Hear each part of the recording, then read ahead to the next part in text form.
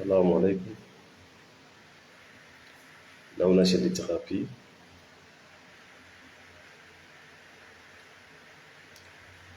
Bonjour à toutes et à tous partout où vous êtes dans le monde. Nous sommes dans le salminao. Nous sommes lando stayi do jam parce que nous Allah moy. Ande kadi en aray sendo de yoga et toppe. Le 6-8 mois 2023. Fi goto kala e meɗen yo wawa ɓeydade e gandal mum ngal e pinal mum ngal. Haray bana adama on yo wattan yiɗa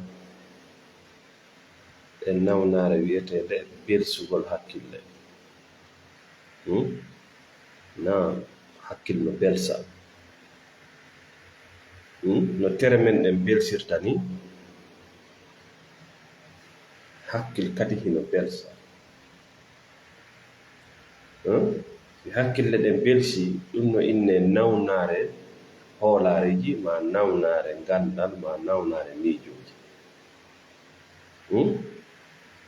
Pathogène idea nawnaje soɓuɗe immorde e hakkille ɗen. Mana ɗum ɗo belsugol hakkille ɗen kode bana adama on jogoto hoolare ma miijoji ma gande ma aqidaji ko fiɓete tawɗi lorray. Idea that are harmful tawɗi lorray. Lorray mo kanko ka wonki makko, lorra mo ka ɓandu makko bal hattata ɗon, lorra mofte ka woni ɗon jama ka o woni ɗo. Bonjour Kisso, merci Sireba, bonjour. Donc waray hakkille hino belsa. Partagez le live. Hakkille hino belsa, non woniri. Merci Diallo Yusuf, always nice to be here. Thank you from UK. En aray noon yewden ko honno andirta so tawi hakkille maɗen ko belsude ma ko belsinade. En aray ƴettenden no toɓɓere feesitende ha an tigiri ɗum ɗo kaka thérapie waɗete noon kono ittama toon joni par ce que date mum lanni. En aray feesiten ɗum ɗo ha tawa neɗɗo on o anday ene ɗe hakkille an ɗo hiɗe belsi ka ɗe belsa. Ko be wakkiloɗa ka wonden ɗo hande heɓa hakkille hisuɗe immorde e miijoji belsinayi. Merci mon frère Amadou Diallo, bonjour. Partagez le live, mettez les cœurs et oui. Oto ɓiyo wattan yiila nde hakkille makko ɗen belsata. Fi won ɗum o heɓay nawnare miijoji, hoolareji, aqidaji findeji. So heɓi noon ɗum ɗo wonana ɓandu makko ndu lorra, wonana wonki makko ki lorra, jawdi ko heɓata ma ɓengure makko, jamanu mo o kafidi e mum, mo o kawtidi e mum, mo woni golludude. Haray hande wona gandal manki, wona jawle ɗen manki, woni ala mana. Koko jogito ngal ɗo gandal ƴetta ko nafata ton kon, ko ala nafa kon terto ko ɗum ɗo manki. Koko jogitoto ndiɗo jawdi ƴetta ko nafata e mayri kon, ko nafata kon terto ko ɗum ɗo waasi ɗuɗe. Partagez le live, mettez le cœur. Aray wi hakkille no belsa wallahi. Hakkille no belsa. Si hakkille maɗen belsi, gurdam maɗan ɗan fof pettu manje ɗan belsa. Ɗan jiiɓitoto. ɗam bonay. Partagez le live, mes auditeurs. Donc, comment il sert à cela?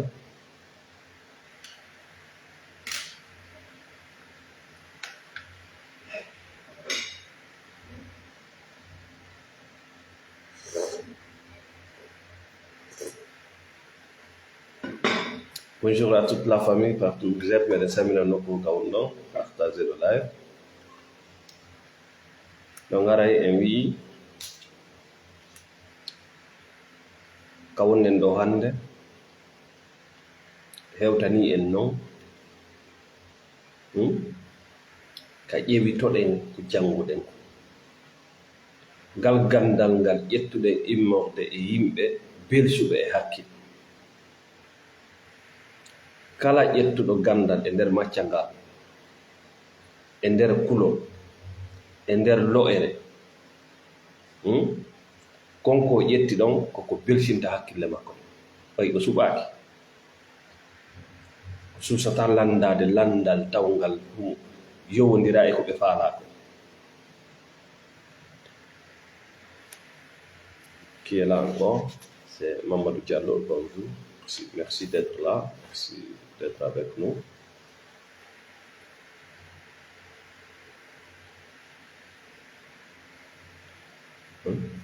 Si innama ya wattan yiila e miijoji e gande wonayɗe sombo hakkille maɗen belsa, ida dowa faamude ɗiɗo ko honto taw iwata. Koko belsinta ɗo hakkil hino sakite immorde e neediji ɗin taw. Gande ɗen kumpitalji ɗin koko ɓenta news, des informations, ɗum ono jentotoɓe nouvelle tawata o wata seɗude sendidiro ko wonɗum woni gonga, ko wonɗum woni ɗayni. Haray vous avez des problèmes, parce que e nder muɗum hakkille maɗen no wawi belsude. Ɗum ɗo kadi no heɓo immorde e weldiɓe ma ɓe gure ma, friend and family.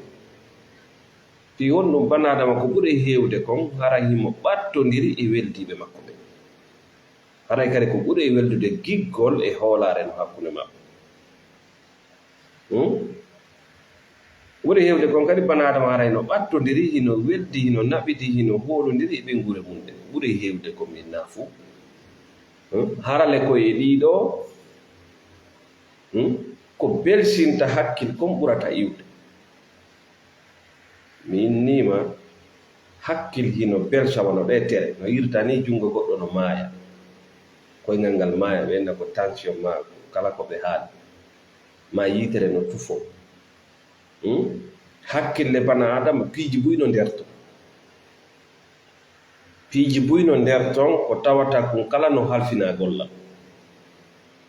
Ko goɗɗum e ɗen golle ko ɗanoto ko yiyata yimɓe no ka laawi no waɗa jolokoje ma, no dumba e nder cuuɗi ma, yimɓe no heɓa nawnaje stress ala. Ko goɗɗum e golle ngane ndi woni belsi.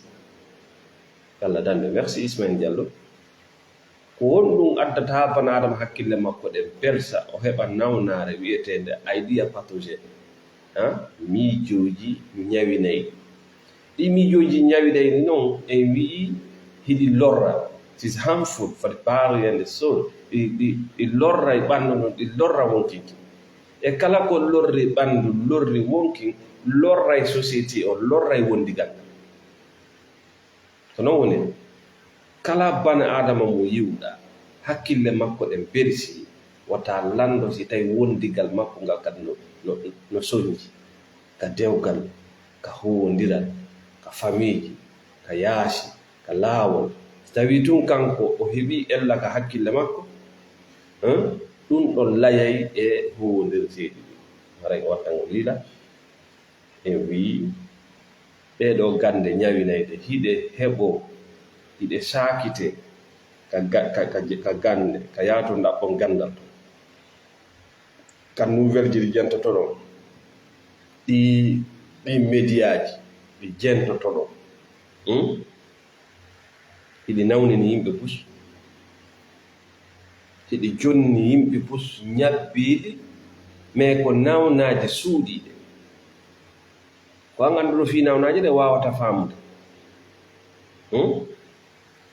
weldiiɓe famille ji ɗum ɗo fof no belsina si tawi ko iwata ton kon no ñawi. Partagez le live, mettez le cœur. En ara ƴetten toɓɓe seeɗaaje wiyen waaw senndutude. Partagez, mettez le cœur. Wiyen waaw senndutude bana adama on annda ko honto o jeya. Fiyo waaw immaade o huɓidoo gurdam makko ɗan ɗo e laawaade bismillah. Merci beaucoup la famille, merci d'être là. Bonjour à toutes et à tous. Ce dimanche matinal. Merci Amadou Diallo, merci Diallo Youssouf, merci Mamadou Diallo, Isma Diallo, salam, merci d'être là tout le monde.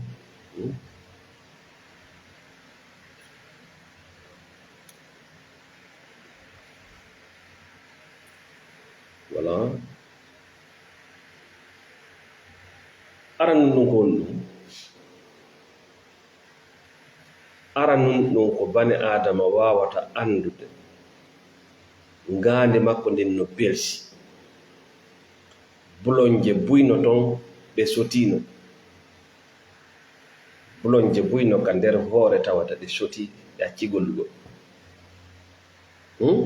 no tawa e muɗum nde tawata bani adama o kanko humpitandeji ɗi o jaɓɓotoɗin ko ɗin tawɗi hino feppondiri e jama mo o suɓi wongol e mu'on ma mo o woni e mu'on.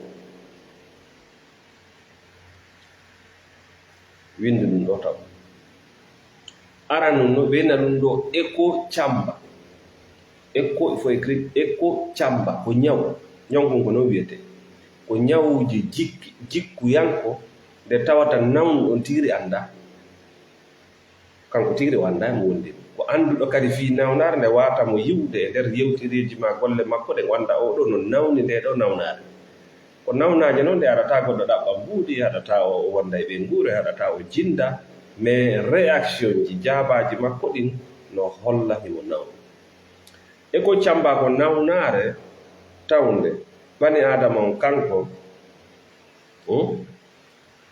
ko taw ko humpitandeji ko information ji tawɗi hino feppodiri e communauté e fedde e clan e société ko o woni e mum kon tun famata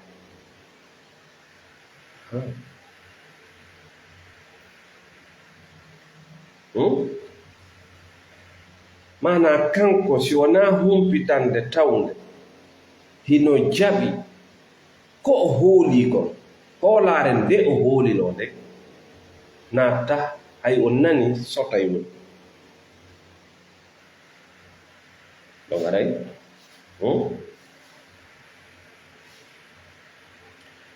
yimɓe wano wawɓe noon honɗum hewtini ɓe ɗon ɓe jaɓali wongol woni bani adama. Bani adama kañum hino jaɓa koɗo woni ko koɗo bani adama woni ko koɗo miijo woni ko koɗo yiyande mana hunde nde wanda mo jaɓa mo faama ɓe so tawi neɗɗo jaɓali wongol bani adama ko ɗi ñabbeli ɗo habbi ma e garay ɗo siferne ɗi buñ sa wattani ilahay ka diina nelaɗon hakkunde maɓɓe e sahaba ɓe gananayi hiɓe inna ana basharum mislu min komi bani adama wano moɗo ko andintingol ɓeya wonɓe ɓe yi'ude ɓen si ɓe heɓi waayu awa kamɓe on nde ɓe jogaaki geɓal Allah sakko goɗɗo jonnita ɓe ɗum ɓe jogaaki geɓal malaika sakko goɗɗo sikka ɓe woni ɗum ɓe jogaaki geɓal jinna sakko goɗɗo sikka ɓe woni ɗum ko ɗum ɓe andintinta tuma ɓe yehi ha ɓe inna ana min basharum ko bani adama na bani adama tum mislukum wawɗo wa moɗo mi weelete mi ɗanoto mi heɓay ko maapinila mi soñjoto mi weltoto, mi hulay. Ça, c'est l'être humain. C'est le prophète qui parle comme ça. Hein? Donc, wi nawnare aranere nde e ko cammande wiyete. Sa yawani seedude mayre, ɓuri heewde kon a wona e bana adama feƴƴintinowo extrême, ma ɓe inna extrémiste, yahowo ha feƴƴintina ndiyam hino posona bane adama. Wallahi ɗan ndiyam ɗa wonɗa yahde no woodi embere ko ɓanndu hato jinimo. Si a feƴƴi ɗon bonnay golle ɓooƴe ɗen, bonnay dakkammeji tawɗi ɓanndu ndun no faalno ƴettude gollitira, heɓa nawnaje ɗe goɗɗo wawata faamude inde mum. Merci Chérif Kounda, merci DKS Amadou. Yittito yewtere men nde en wi'i bani adama no belsa ka hakkil. Sa belsi ka hakkil, ɗum ɗon jibina nawnare wiyetende mind pathogen, ñabbeeli hakkille. ɗiɗo noon hino lorra ɓanndu, no lorra wonkinkin, no lorra kadi wondiɗo ndun ɓanndu e kin wonki ka société ka jama ka woni. E wi misal nde nawnare wiyetende eco cam ko nawnare tawde neɗɗo ko humpitandeji tawɗi hino feppondiri, ma hino ari goongin, hino ari jaɓi hoolare nde o hooli, ma fedde nde o woni, ma kilan ka o wodi, ma communauté ka o woni, ma leñol ka o woni, ma association ka o woni, ko nawnare. Ko ndu waɗi ɗum nawnare? Ko ndu waɗi ko camba nawnare? Ko ɓay goonga kan wona ko miijiɗa ko, wona ko faalaɗa ko, wona ko sikkuɗa ko. Goonga kan ko goonga, hunde ala yeeso to. Goonga ko goonga. No wawa hawrondira hino yaadi ko faalaɗa, ma hawrondira yaada e ko faalaɗa. Mais so tawi ko a bani adama a faamoy, par ce que goonga ko ndayi. Si tawi hakkille maɗa belsa, goɗɗum waɗay ka nder ngandi ma jam, ko ɗum woni ƴewitagol hoore mum. Misal mo inni ɗo joni, jeeno moƴƴa, c'est une vérité.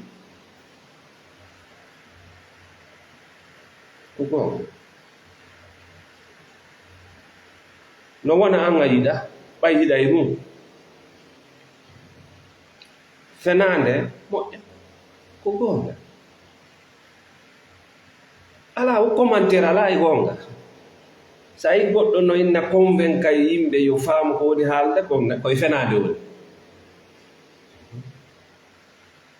Sa yi goɗɗo o ettoto ha o foola yimɓe ɓen, o faamina yimɓe ɓen goonga koye fenade woni. Jogiiɗo goonga ɗaɓɓa huɓindagol goɗɗo, convaincugol goɗɗo noon, o tuttay ka to woni. Jogiiɗo goonga il crache la vérité. Goonga an liɓutu ko ndayi. Goonga an ligu tawi tum pat ɗaccitaka. Neɗɗo wonɗo e fenade wona affaire man, wonɗo heɓude e fenade, wona wonɗo yeyde ko jogaaki, wona bile. Andi bile yeeye woni ko jogaaki. Karam ko baatini o yeeye woni ko jogaaki.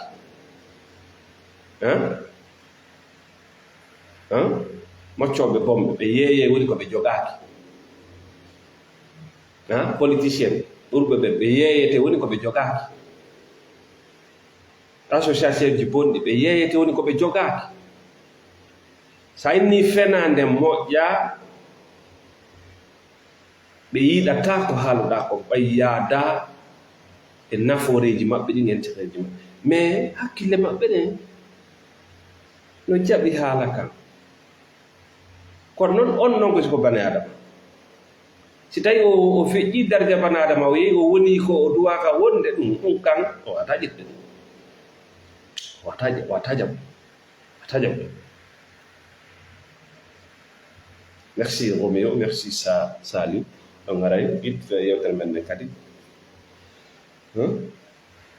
hakkille hino belsa siki belsi ko wonɗum belsiniki ko gande tawde ko fenade neediji fenade hoolareji fenade aqidaji fenade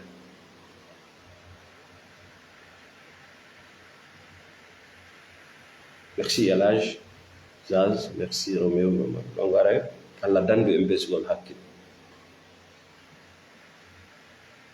ko ɗum wona yiwoɓe goɗɗo tun doga en no waajade mo yalte e mum anndu taw si hakkille makko ɗen no belsi si ɗe hisi si waajoɗa par ce que so hawrodiri e mo hakkille mum belsi a heɓi gol je poham pour en nenemi on tay gagne fi wonɗum imo mari nawnare taw duwande ñawndede voici la place de la thérapie ko ɓurde yawitade nawnare nde no wiye eko camba ko bane adama tawɗo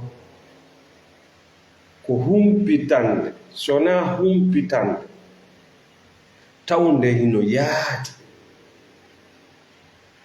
e diina makko kam e fedde makko nden e clan makko on e communauté makko on o jaɓata nangol ɗum ko beta no feppodiri ɗum ɗon ko be ɗum ɗon goongina ko be ɗum ɗum goongina ko andi ko si tawi nde humpitande ɗon goonginali kanko ko andi kon pas jaɓata ɓeɗo noon yimɓe wi hiɓe wona yimɓe extrême feƴƴintinoɓe ano feƴƴinte yimɓe toñoɓe wonki munki ɓe toñay moƴƴano ɓe toñay moƴƴa par ce que bani adama ko si tawi a nanay kesum heɓa ka yiitoɗa tawi noon an a nanata kesum haray ko nokku ngotu wonɗa tornude ko nokku ngotu wonɗa wiiwade heɓa nde ɗon nawnare wiyetende e ko campa nde ɗon nawnare ndikka mayɗen koye thérapie perte heɓoto a ƴettata lekki ɗo ndikka a yata moƴƴo ndikka par ce que an a anda fi nawnare nde wonɗuma jonde lekki anda fi koko suuɗi Allah famini ko ɗum waɗi ko thérapie perte ndikkintane ko ɓayi ko an faamugol ma nawnare nden ko ɗum wonta son baccitande an tigiri faamade honno nde gollirta wiyete thérapie cognitive an tigiri wayla jikku ma mais ko honno waylirta hunde nde a jaɓali ma nde a anda wata gaso merci Abdoulaye Diallo donc buus no jinda ɗo ɓuri hewde kon ko ɓe hakkille mum belsi ɗum yalto e wigol ko a waajotoɗo yalto e wigol an wala ko a ɗaɓɓowo gongaji yewde e woɓɓe haa ɓe hetta gon wattana liila ɓe tufima e mum kam dir parce que c'est des personnes pour nous c'est des personnes malades nawnude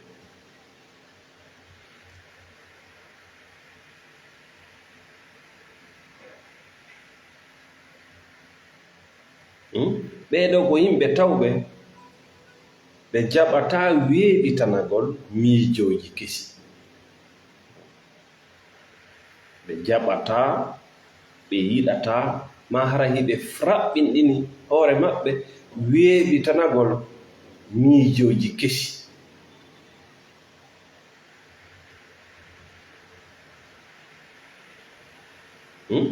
donc hara ɗiɗa anditira ɓe sa yiɓe kala humpitande tawde hinde luutodiri e ko sifiɗen ɗo kon ɓe woɗɗitoto kañum ɓe alani si tawi tun luutodiri e ko ɓe andi kon e ko ɓe wuwi kon e ko ɓe woni e mum kon ils vont commencer à se défendre ils vont tomber dans la défensive parce que ɓe yiiɗa fenaande maɓɓe nden wona fenaande. Ɓe yiɗaa ko ɓe wii ɓe anndi kon wonta ɓe annda. Ɓe yiɗaa ko ɓe wii ɓe fini kon wonta ko ɓe sowaasiiɓe. ɓe yiɗaa ko ɓe wii kon ko fedde, ko ɓe wii kon ko fedde, ko ɓe wii kon ko diina yalta tawa wonaa diina ko fedde. Ɓe yiɗi par ce que diina ila adama alayhi salatu wasalam haa e nelaaɗo alayhi salam ko diina woota pet wuude. Feddeji noon nga konta e ɗum nguluuɗe. Fedde wonataa diina haa yawmal qiyama.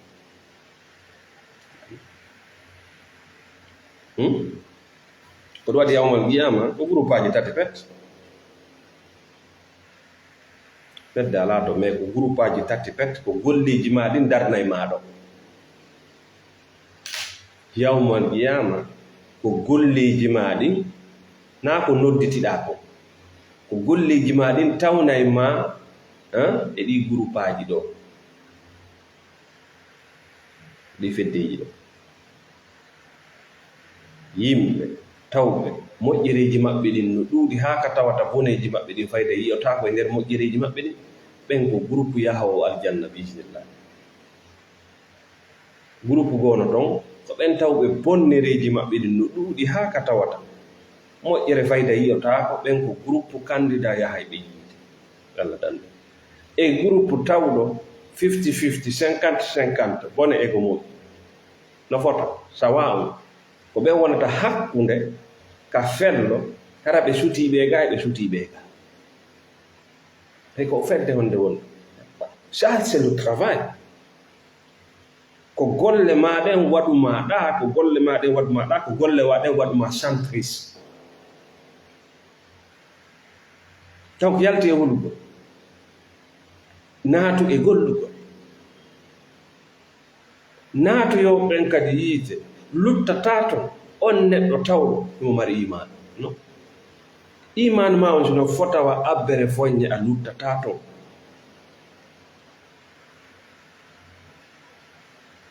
A yahay woni nde wonno aljanna o soɓuɗo naatata to, a naatata ton e hakke, a naatata ton e bakkat. Ko ɗum nawata woɓɓe to ko kaso, ɓe yaha ɓe loote ton haa laaɓa ɓe artide.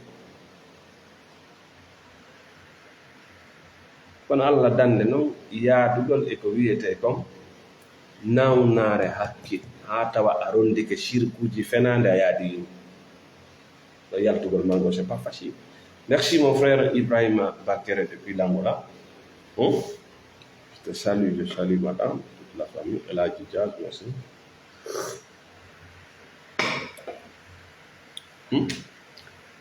Jonno si tawi ɓe dartike kala ko tawi no lundi ko kamɓe ɓe anndi kon ko honto ɗum ɗo naɓata ɓe. Ɗum ɗo naɓay ɓe ƴettugol décision ji ma pehe, ɗen pehe tawɗe go'o nafataaɓe ma hoolagol huunde nde woodaaka. Merci Abdourahmane Ba. So a heɓii nawnara wiyetende Eko Camba a ñawndaaki nde. Hino ko yaltoytaaɗo anndi huunde adna ko cause et effet, conséquence golla ɗum ɗo battane ɗum ɗo. Jooni so a jaɓii nde ɗo fenaande, so a jaɓii nguuɗo ñaw ɓay ko nawnara Eko Camba, so a jaɓii nde hino no wuurirtaa no, ɗum ɗon nodde e ƴettugol pehe tawa o décision ɗo o addantama nafoore. Ɗimmum ɗum e hoolagol huunde nde woodaa. Ndaaru kam men anane goɗɗo no inna ñande no jokki mo, mbile no jokki mo, kawtal no jokki mo. Nde wonno kanko hoolike ko woodaaka, automatiquement woodi kadi yimɓe yeeyayɓe ko woodaaka. C'est la victime qui crée son bourreau. Bana sa jokke ɗo jooni hoolaare fenaande yanko yeeyowo fenaande on yidata en. Ndaari hewtani en haa ka bane adama wiwɗo kañum hino gomɗini Allah, no gomɗini nelaaɗo, no gomɗini yawmal akir, no gomɗini koddure ko moƴƴi e ko boni, yaha tawa emo jowɗi ko mocco wara ko bileejo, womi wadde ko wiyete captage. Ko non captage, ko non captage. C'est un système qui a été introduit par les Maghrébiens.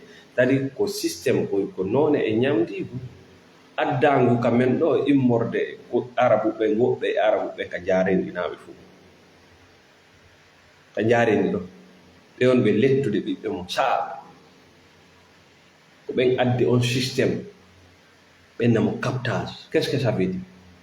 An ara wiya non an a yata batin a yata mbila a faami a jaɓi iman kono a wi jinnana jokkuma a heɓi hoolare fenande nde wodak an a wi jinnana jokkuma dali ɗon ɗum marɗa jinnana jokkuma ƴetta nden fenande ɗon pooɗe naɓe ka goɗɗo waɗɗo ko captage. Comment ça se passe? An ari a wi jinnana jokkuma ay oɗa a yidi e makko fuɗɗoɗa sifade koyɗiɗi hoydata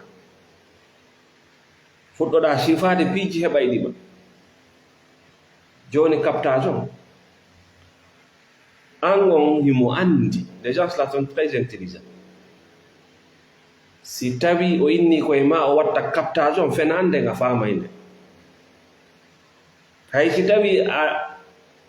tawi a nunni a yewti naati yalti ngatila wi ɗum mais consciencieusement ka hakkille ma sa arti ka suudu aynayno ɗum ɗo ko min tigiri woni ko fefindi ɗum ɗo c'est que c'est pas vrai. Donc o yaha o ndaara golliɗo mo gollidata o enna joni o nodda e seytanu rundu ndu wara ndu naata e on ɗon seytanu ma rundu o yaltinandu o naada ndu e on ɗon on ɗon sifo ko honɗum addi ndu ko honɗum woni golle mayru ka ɓanndu ma ɗum captage. Mais c'est pure mensonge. Kon ko hooloto ɗum ɗo ko jogiiɗo nawnare wiyetende o ko camba ko par ce que kanko o tolerata o jaɓata idiji kesi kala ko tawi ko kesum o wata faamude banadama yo wonu récepte yo wutto hakkille makko ɗen ha tawa si goɗɗo wimo he Allah woodaka mo waymo jentade. Si goɗɗo wima a mo dogu ko ɓe ko fedde kaari en ni oya yaw joɗɗa jentoɗa nde ɗo deftere jangetake yaw sodande jangga wona a kullum ko a banadama ko kullum ndu wadogude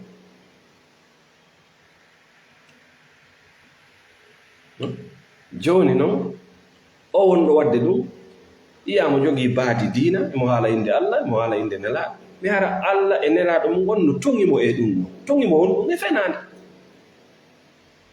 a yey mo yaha naata hay e juulirdaji o yaada e sonnaɓe suddiɓe hara ko bien monté sonnaji tuumiɓe hara ko kamɓe société o ɓe naata e juulirde o ƴetta aya Qur'an o sonka ɓe yana ko nandi e makko fof yanida e makko ɗon ko wonno wiide fof ka suudu hino nawni goɗɗo ala jentade ɗum profita ɗon irinkino ɗon paca pacanɗo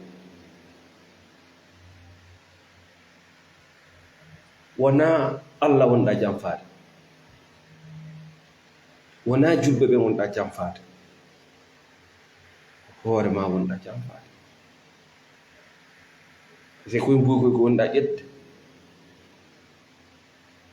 sur l'argent d'escroquerie ɓuttintama kadi ɓernde aduna foddayɗamo ɓuttinta mi haalnan ɗo ko wawata digginde banadema ko ɓuuri e yawde hunnugol ahadi tuma kala hunnuɗa ahadi spirituel o mangiɗa ɓeydade e cellal mana iɗa yeeyude goɗɗo no arde sooda goɗɗum ko ahadi an a wi koko wonɗa yeeyde ɗo ko wulure si mo jonnima wulure kanko wunni ahadi ɗum taasi ko halduɗon kon humpi hunɗo wulure no e makkum si tawi wulure no e makkum a dikki si tawi wulure ala e makkum a nawni heɓay nawnaje ɗe a wata sifanade goɗɗo nawnaje kullol e ande e makunde hunnugol awdi aadi meɗen accompagna woɓɓe cellal maɓɓe ngal fof ko wiigol ɓe hunnu ahadi hunnugol aadi na enen ko jannaten kon ga kanediji men di inni mi sadante avion mi sadante naafi ɗum woni haala si goɗɗo ari e ma ko addi mo kon ko fiɓoton ɗon kon yo taw ko ɗum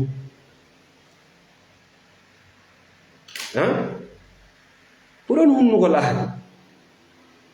Misal mo tawi mayɗa yeyde téléphone o téléphone ɗo a innimo o téléphone ɗo capacité makko ko ɗum ɗo, mémoire on ko ɗum ɗo, ram kamɓe andi on no ɓe haalirta ɗum. Goɗɗo arima jonnima ɓuuɗi ko feppodiri e sifa on téléphone nokku. Si o yehi o tawi ɗum a ndekki, si o yehi o tawali ɗum a soodi nawnare anda. Buyɗo hiya no doga ɗo Tunisie, Maroc, Sénégal, ƴawa jolta ko nawnaje angal honnugo lawati. Merci Abdoul Hakim Ba. Si a jombi suddiɗo ko ahadi,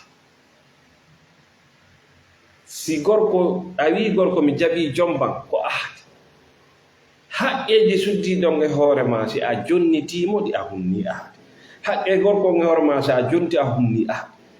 Sa inni yimɓe hikkinelan yeeso, simi hikkike yeeso tan hunde kaari. Sa hunni ahadi a ndikki, sa hunnali ahadi a nawni. Sa wi ka nder fatiya ma iyyaka na'budu wa iyyaka nasta'in, ko an tun woni komi rewata, ko an tun woni komi faabinorta. Si a ahodama, si a hunni ɗum ka diina ma a ndikki, si a hunnali ɗum ka diina ma a nawni. Ko ɗen ñabbeɗi ɗo woni ƴakkude yimɓe, ɓe yaltinamo e clinique um, ɓe naadamo e clinique um, ɓe ɓannamo ka moccowo on ɗo duubomo, ɓe naɓamo kam bile on ɗo lootamo tappamo, ɓe artiramo ɓe naɓamo to ɓen ɗon seega waylita. Tu ne seras jamais guéri parce que ton âme en souffre, ton esprit est paralysé. Awata ndikkude a hiisaka nder ɓandu. Siɗa hiisi ɓandu no ñawda e ɗum ɗon fof warana an lanta. Ñawdira ɗum sabu jonnugol maɗɗo e ngol wondugol e nder kamɓe. Ñawdugol ɗum ɗon sabu ñaameteeji ɗi ñaamataɗin Allah waɗa barke e majji. Ñawde ɗi ñabbiri ɗon sabu cuucal ko wonata e makko, wona susta e fondude yimɓe ɓe. Ngal wondugol aadi a susta fondude yimɓe ɓe. Merci mon frère David Parmer l'infatigable. On yirtode e nawnaje ɗen e yewti fi nawnare aranerde. Nden ɗon solution mayre on ko be tawa hiɗa wakkili immoɗa daroɗa miijitanɗa hoore ma, yewtana hoore ma. Ko lekki ginnon ɗon o buyi e men no tongana na suusatade no tongana miijitanagol hoore ma, no tongana yewtangol ta yimɓe ɓen no yewta ɗum ko yewtereji luɓaaɗi. Iɓe andi kaaɗo haala yaaday e fedde nde ɓe woni mum nde, e clan mo ɓe woni mum, e leñol ko ɓe woni mum, e association ko koye haala o e nanta hiɓe tutta. Ko woni kon ka wonki maɓɓe ɓe haalata. Ɗum wiyete ngurda ñande.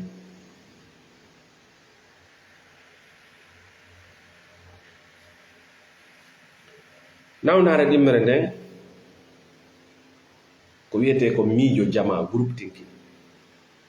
Merci Fatou sa miijo jama kadi ko nawnare. Nanay ka men ngaɓen ko jama on, ko jama on de wattangila ko nawnare. Sa yi kadi ka diina nanay no nder to no jaɓa no fottana jama on ko ɗo wontiri wattangila. Ɗum no mari nawnare. Ɓe inna nden nawnare ka thérapie groupe thinking.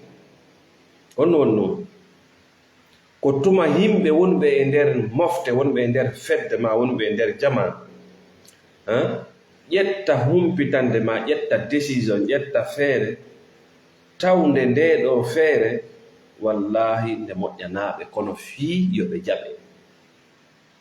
Merci Sali Konde.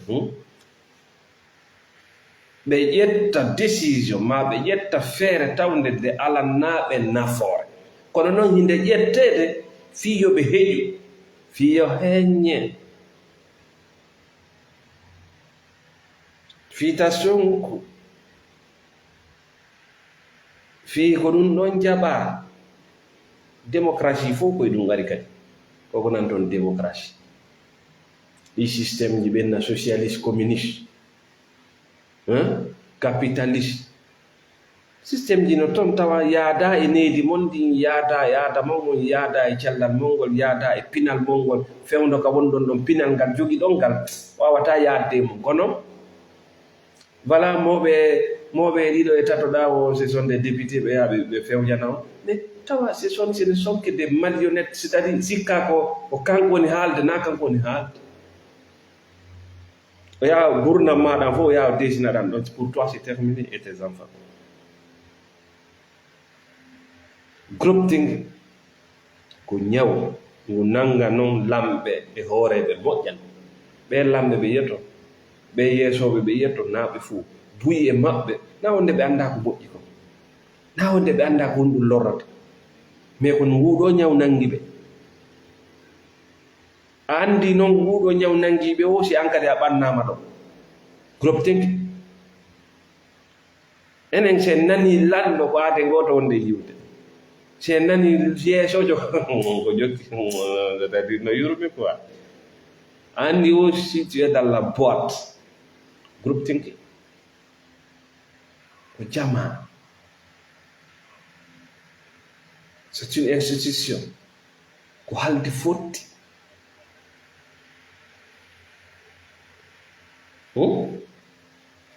ko tuma yiwɗaɓe hiɓe ƴetta pehe tawɗe yaada e intérêt ji maɓɓe ɗi mais ɓe ƴetta fiyon ɗum ɓayi ɓe faala heƴude ko nange ɗum yalti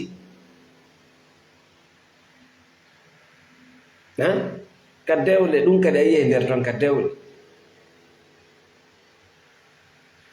mo wi muññata ko ɗum hannde ko ɗum woni ka fof bare fof ñaama e beeɓe wi bariru ma ɗum ñaama e beeɓe ka bare fof ñaamata beeɓe baaba wi bariru ma ɗum ñaama e beeɓe no woodi bareji e matelaaɗi waaloto ko looteteeɗi urne no woodi bareji ko yoɓeteeɗi woy ko yoɓeteeɗi ƴeltuɗo bareere ndun on joddi bareere ndun fawete golle makko ɗe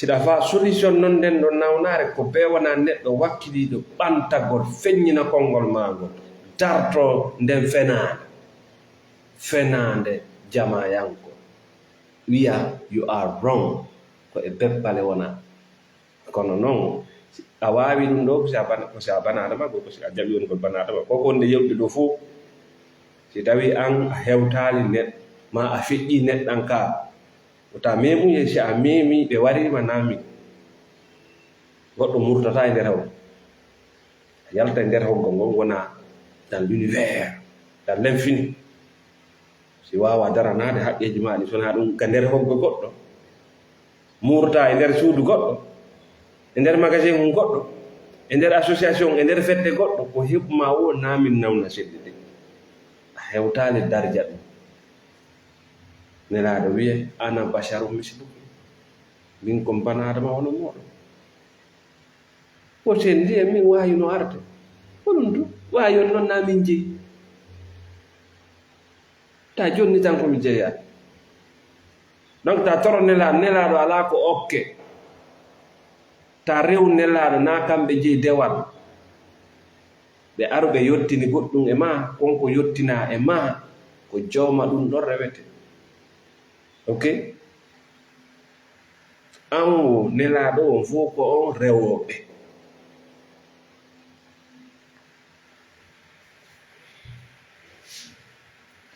sikki ɗon faamiɓe ka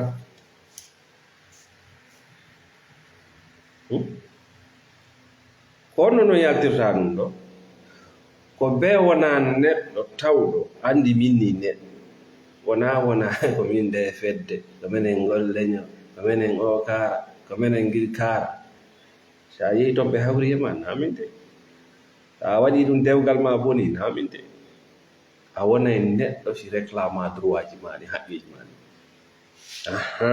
nana nawna selli naala ɗo yaha ukkoɗa e moɗuma ma ukkoɗa e ɓengu ma nawna selli bonninan dewgal o woye a wonay taw bane adama. bane adama ko suusuɗo honɗum landagol ko wiyete kon autorité. Won woni autorité? ko kala jogiiɗo doole hoore no wonara ko moɗuma jogii doole hoore, no wonara ko ɓengu worɓe gon to wallahi autorité maɓɓe ko sonnani so tottiɓe mettay. rewɓe gon ton Allah maɓɓe o ngo moodi maɓɓe fomɓe ɗaɓɓirde aljanna. woɓɓen ton ko nene maɓɓe, woɓɓen ton ko hoorejo association, woɓɓen ton ko lanɗo leydi ndin tigi woni Allah maɓɓe o.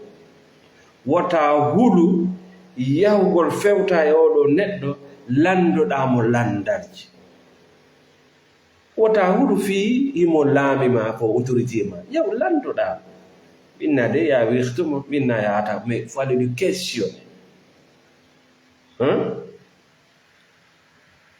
fii goɗɗo no jogii autorité ma himo jogii laamu e dow ma holla neɗɗo on o faljata.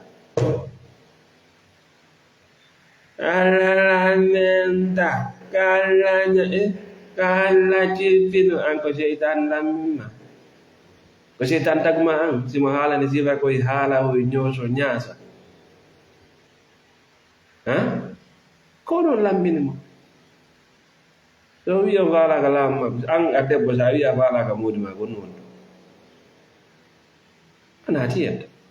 an a gorko sa wiya faalaka ɓengu ma gonno wonto ona tiyetta. onon laamaɓe so wiya o faalaka laamiɗo gonno wonto lam makko ngu yari follere goɗɗo yaltu e koye haala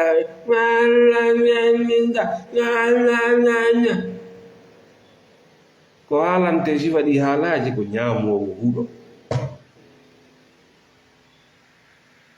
wota huɗu yahugol fewta e jogiiɗo doole e hoore ma o. tu lui poses des questions dans le respect, dans la communication saine. Il faut lui poser des questions. Fii kanko himo laami ma himo dow ma holla himo jogii goonga e koni wadde kon fof no gasa landal mangal artira e hakkille makko de. par ce que an wona kanko woni ma yoɓde, wona kanko jogii henndu ma henndu ɗonɗa fof de ko bani adama wanoma. non ko yimɓe ɓe wona haalane rek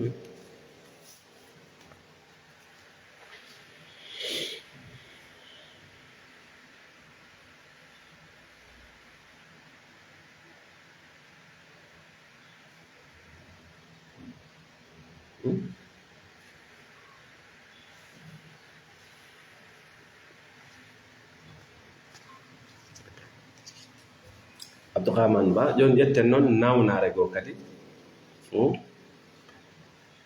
wiyetende cost fallacy. ndeɗo gari ko nawnare baaɓe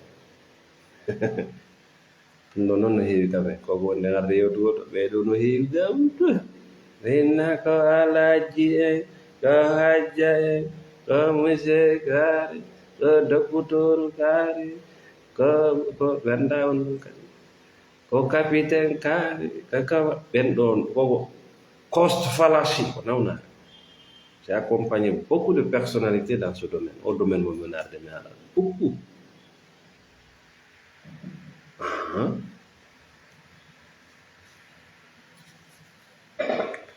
Hey, mo kala ka Allah famini ɗum ɗo. Allah o gandal ko yetta ko arsike o sendita e woni.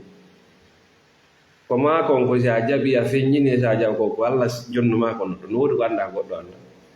No wodi an kadi ko goɗɗo andi ko anda. mo kala no jangi e goɗɗum mo kala no majja e goɗɗum kamen ɗo duyata goɗɗo ɓenna mo jangi mimo andu kan kadi no woodi ko majja e mum. Cost fallacy ko noon no ko tuma tawi bana adama o himo jokki dépensegol hunde ma goɗɗo tawde hande kadi laaɓanimo o investment o dépense mo woni wadde ɗo o ko woni e sankude ɗo tigiri tigiri fajjere ɗo e mum mo andi kono hay ɓaawo anndude ɗum ɗo no jiiɓude mo ɓernde nden ɗum ɗo fajjere no e mum ɗum ɗo kono o jokka ɗum. Merci Ousmane Dia. Donc cost fallacy ko nawna tawde banadama o yiyay mo jokki goɗɗo emo dépensa ɗum ma mo jokki makiti mo dépensa ɗum ma mo jokki organisation ma clan emo dépensa ɗum ɗum ɗo le ko bad investment ko dépense bonɗo ko dépense bonɗo kono o faalaka irritade o waɗi fajjere non o faalaka irritade kono wonki makko kin irritike hakkille makko ne ime kanko o jaɓaali o waɗi fajjere par ce que na o bani adama andi ko bani adama faljata andi ko bani adama c'est l'être humain qui fait des erreurs kanko na o bani adama fodda e halji ɗum ɗo noon no naɓa bani adama o e perdugol jawdi moƴƴa ɗo. J'ai accompagné des gens qui hari ɓe hewti ka toni ngayka soit dogugol ma wartagol ma warugol goɗɗo oui ɓenna nde ɗo nawnare cost fallacy ɗum ɗo ko ɓuri e heewde ko ɓe wiyete ene yimɓe mari marɗo mara ko jeyi anda mari moy ko jeyi ko ɗanagol no yuru ko hatta o mo wonɗa wiide marɓe men ɓe o nange o yeeye o ɓay ala ka o yeeye hakkunde e Allah simo mari kaw naɓe o yeeye hakkunde Allah o jeeyete o ñamani ɓen noon hato jine mum jangde ayni ɓe wonno naforde mum on jangi haa ɓiɓɓe mon fof dogi on jangi haa on dogi komo fof woni caabeede on jangi haa ka fottana fof ittinte on to ganda ngal woni on jangi haa ka ko woɓɓe remata ñaamato on jangi haa aduna hiɗɗo man fop fayda woni bandi yaray ɗum fiima prostitution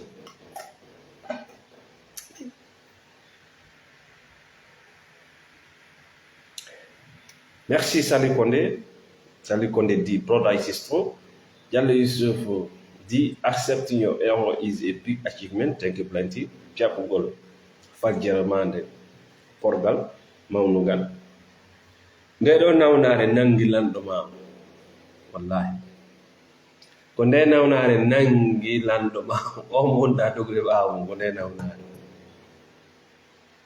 nde ko nde nangi modi ma merci mon frère Bente depuis ko nde nangi ɓengu ma ko ɗum waɗi hettol lawol ko nde nawnare nangi biro ma ko nde nawnare nangi o ceernojo ka fedde ma ko nde cost fallacy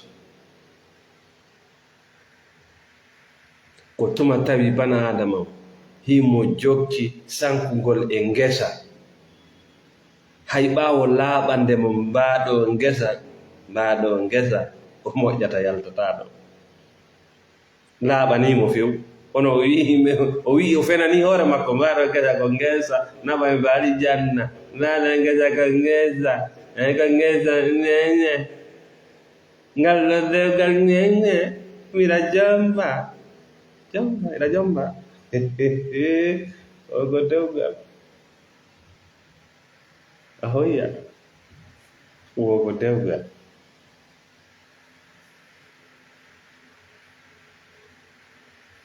oy ɓe fedde o ko diina fedde ko diina awa fi on ɗum o faalaka jabde o farji non ɗum kala kadi faalaɗo ardude ngol ɗo law inna kaari farjere waɗi bloquete par ce que na o bani na o jaɓali ko neɗɗo ella ala nde faljata ella noon no toon nde salotoɗa faljitugo ɗo donc mi yii yimɓe perduɓe jawle ɗum a yii o karankojo imo frappude ma très dur an tigriɗa yiide penale ɗe mais tu peux pas s'en sortir parce que tu as tellement dépensé o naɓima taw artirima taw o jinnaji ɗi gat jinnaji jinna e mbuuɗi jinna no waɗi mbuuɗi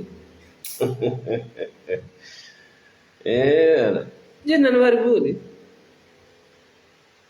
haaju jinna e laamu jinna lammina goɗɗo oyi en mbaɗu no yormi a yi penale ɗen jaabi tout ce genre de maçon mais t'es toujours là ɓenni addu adda so faali taw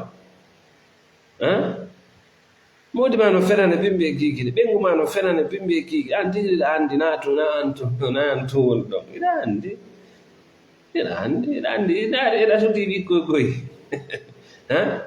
grand kaari no toon petit kaari fof no ɗon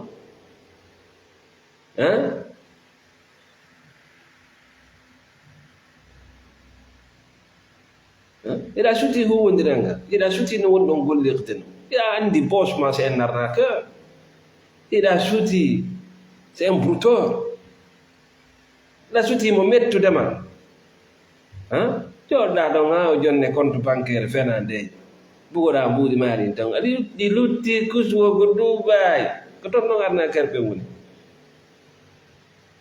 wayi ton ko haala wota haala ton mo addude mo naadude mo ƴawrude ɗan noon gollirde koye mbukoye ma ko yawitiɗa ɗon sa eddi ka ha o wi triangle bancaire bugodi o compte a hettotade aduna wayi on compte na inde makko woni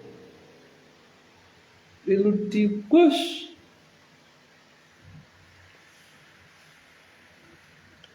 ko fimen ɗum ɗo ko fimen a yii fimen ha hande sa liɓiɗo yehi yedde ɓe ñaama ɓe yahi o telli ɓe bugo ɓe yoɓitira ñamaliji maɓɓe danna cuuɗi ɓe wiye ɓe barki ɓe barkani donc ko falasi yo Allah